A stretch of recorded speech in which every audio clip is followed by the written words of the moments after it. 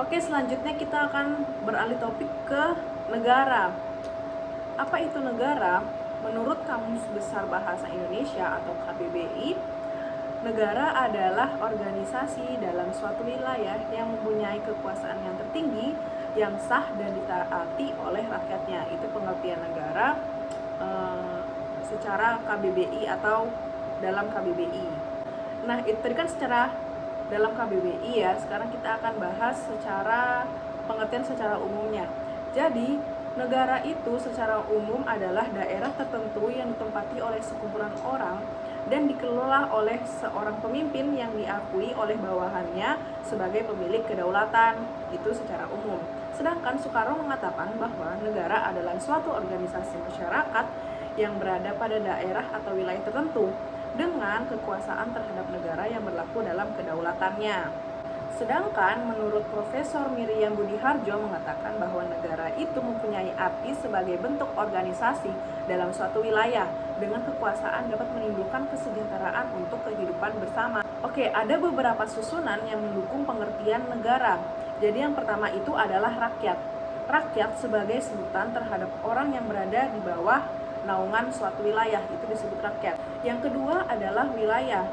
Wilayah itu adalah sebutan lain terhadap suatu tempat yang ditempati oleh banyak orang dalam jangka waktu yang lama.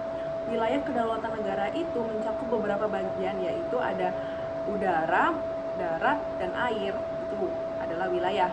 Yang ketiga adalah pemerintah. Pemerintah adalah sekumpulan orang yang membentuk atau mengelola sebuah organisasi baik dalam negara atau wilayah tertentu. Keempat itu adalah kedaulatan. Kedaulatan ini adalah salah satu faktor penyusun terbentuk suatunya negara dengan pengakuan penuh terhadap negara lainnya. Itu namanya kedaulatan. Menurut bentuknya, negara itu dibagi menjadi dua. Yang pertama adalah negara kesatuan atau unitaris, dan yang kedua ada negara serikat atau federasi. Yang pertama adalah negara kesatuan atau unitaris. Negara kesatuan itu adalah bentuk negara yang memiliki kekuasaan tingkat tertinggi terhadap pusat pemerintahannya. Negara kesatuan sebagai negara tunggal yang di dalamnya tidak ada negara lain. Negara kesatuan dibagi menjadi dua, yaitu yang pertama ada sentralisasi dan desentralisasi. Sentralisasi adalah peraturannya itu diatur oleh pemerintah pusat.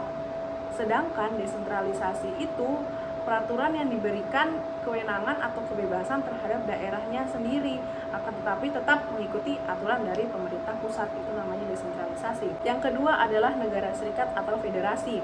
Berdasarkan bentuknya, negara serikat itu adalah negara yang terbentuk di dalamnya tuh ada berbagai negara bagian. Dengan kata lain, di dalam negara terdapat beberapa bagian negara lain di dalamnya.